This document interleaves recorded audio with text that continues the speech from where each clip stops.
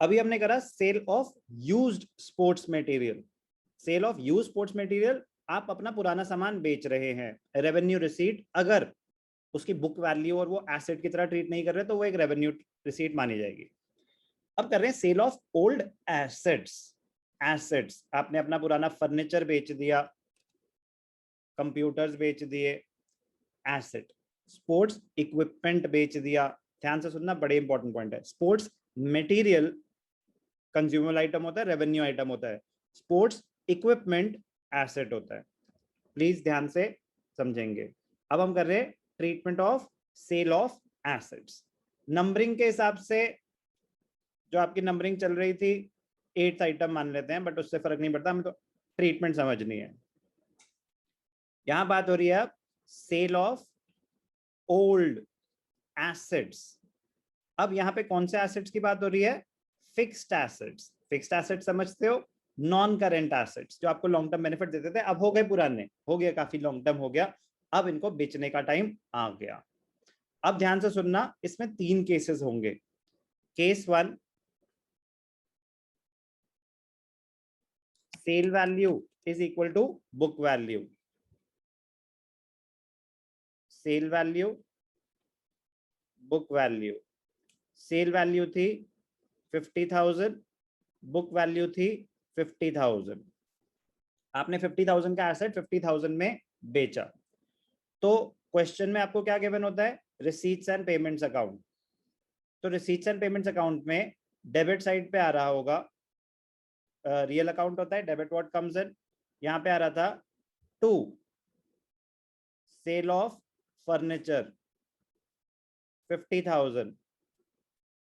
अगर कुछ मेंशन नहीं है, एसेट्स का रूल है, ध्यान से सुनना, फिक्स्ड एसेट्स पे अप्लाई होता है। अगर कुछ मेंशन नहीं है कि उसकी बुक वैल्यू क्या थी, it will be assume that the asset is sold at book value. But यहाँ पे ब्रैकेट्स में लिखवा था बुक वैल्यू 50,000। इसका मतलब क्या है? 50,000 का एसेट 50,000 में बेचा। इसमें किसी को कोई डाउट? No sir. रूल भी बता ही देता हूं। If the book value of the asset sold is not given,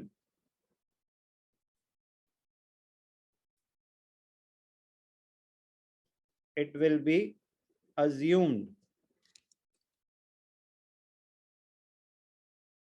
that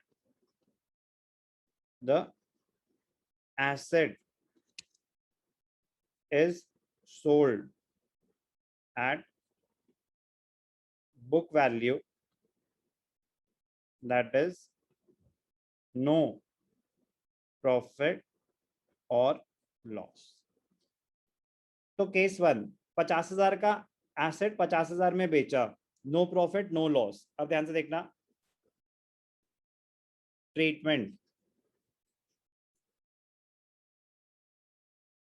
the asset account will be reduced by rupees 50,000, no adjustment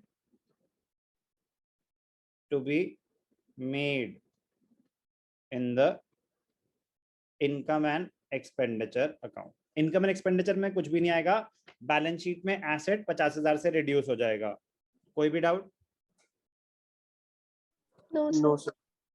okay, तो case 1, asset is sold at book value, book value 50,000 थी, cell value भी 50,000 थी। Case 2, ध्यान से देखना, cell value 65,000, book value 50,000। क्या कर रहे हैं? Treatment of sale of assets. अब क्या है, रिसीट्स एंड पेमेंट्स में कैसे शो हो रहा होगा? अगेन डेबिट साइड पे 2 सेल ऑफ फर्नीचर 65,000, ब्रैकेट्स में क्या लिखा हुआ है? Book value 50,000। तो 50,000 की चीज 65,000 में बेची तो पैसे तो 65 आए, बट प्रॉफिट कितना हुआ 15,000। कोई doubt? No, sir. Profit which is equal to sale value minus book value. Sale value कितनी है 65,000, बुक वैल्यू कितनी है 50,000। 15,000 will be credited to the income and expenditure account. जितना प्रॉफिट हुआ वो रेवेन्यू नेचर है, ठीक है ना, वो रेवेन्यू नेचर है। जो प्रॉफिट है उसका नेचर क्या हो गया, रेवेन्यू आइटम। तो वो कहां चला जाएगा, इनकम एंड एक्सपेंडिचर में, क्रेडिट साइड। कोई doubt? No sir. No, sir. अब ध्यान से देखना important point, asset account will be reduced by the book value always. जब भी एसेट बेचेंगे ना तो एसेट अकाउंट कितने से कम होगा, बुक वैल्यू से, that is ₹50,000 in this case.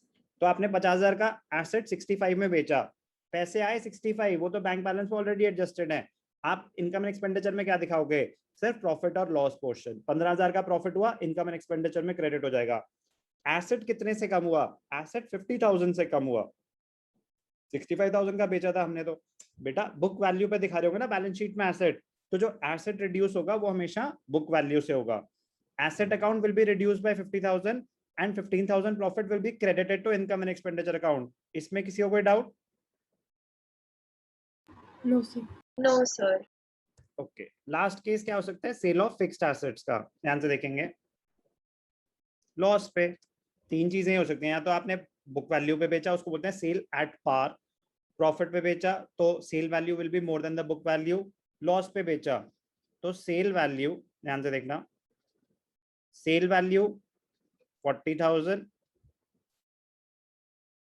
Book value 50,000।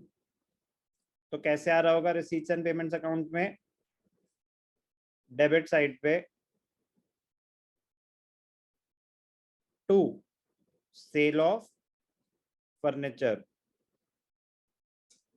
अब जितने पैसे आते हैं रिसीट्स एंड पेमेंट्स तो कैश बेसिस पे बनता है, ब्रैकेट्स में आती है book value 50,000।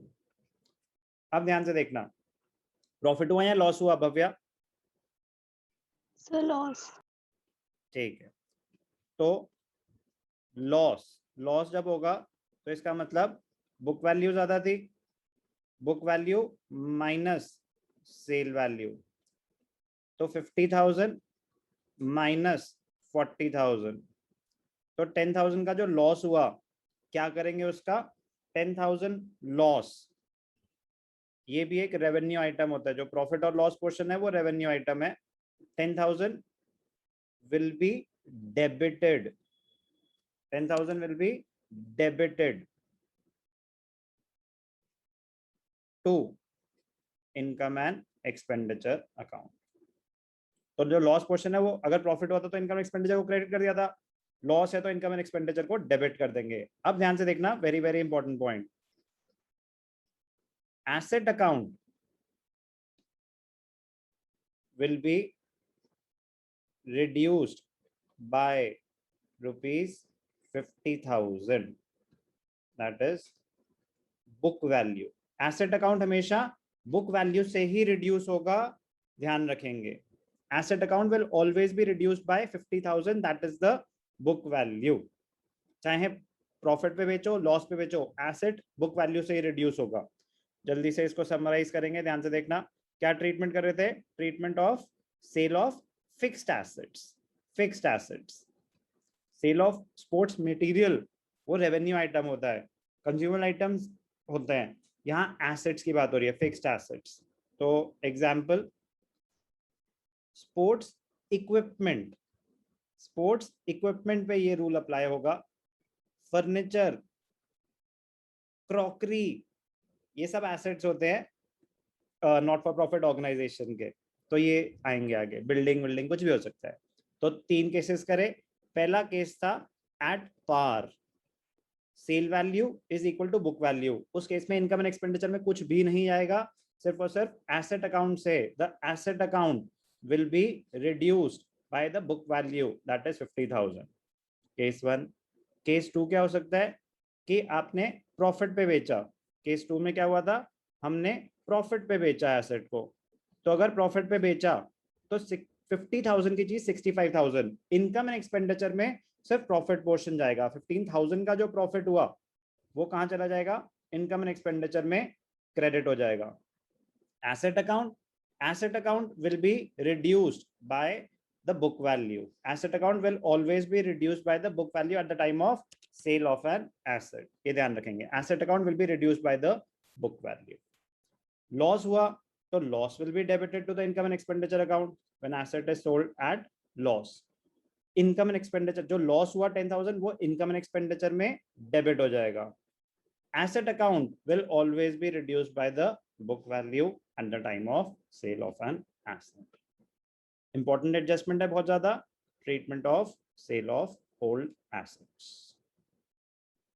Cell of assets में एक बहुत इंपॉर्टेंट रूल है, ध्यान रखना।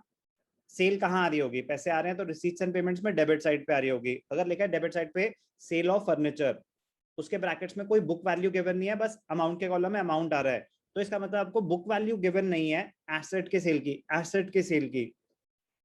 कंज्यूमर आइटम्स में, स्पोर्ट्स मटेरियल में क्या रूल था, अगर बुक वैल्यू गिवन नहीं है वो एक कंज्यूमर आइटम की तरह ट्रीट होगा, उसको पूरा का पूरा इनकम एंड एक्सपेंडिचर में क्रेडिट करेंगे। वो सेल ऑफ एसेट्स पे अप्लाई नहीं होता। एसेट्स, फर्नीचर तो पता ही है ना एसेट है, वो कंज्यूमर आइटम नहीं हो सकता। स्पोर्ट्स इक्विपमेंट कंज्यूमर आइटम नहीं हो सकता, वो एसेट ही रहेगा। एसेट्स के केस में अगर सेल हुई है और बुक वैल्यू मेंशन नहीं है तो हम अज्यूम करेंगे कि the asset was sold at book value. मतलब अगर हमें 10,000 दे रखी है सेल वैल्यू, तो हम अज्यूम करेंगे कि 10,000 का एसेट 10,000 में बेचा, कोई प्रॉफिट कोई लॉस नहीं हुआ, तो इनकम एंड एक्सपेंडिचर में कुछ नहीं आएगा, बस बैलेंस शीट में एसेट को रिड्यूस कर देंगे। ये रूल है। If the book value of the asset sold, assets पे रूल अप्लाई होता है सिर्फ और सिर्फ, if it is not given, क्या बुक वैल्यू गिवन नहीं है, it will be assumed that the asset is sold at book value, there is no profit or loss. Important rule है।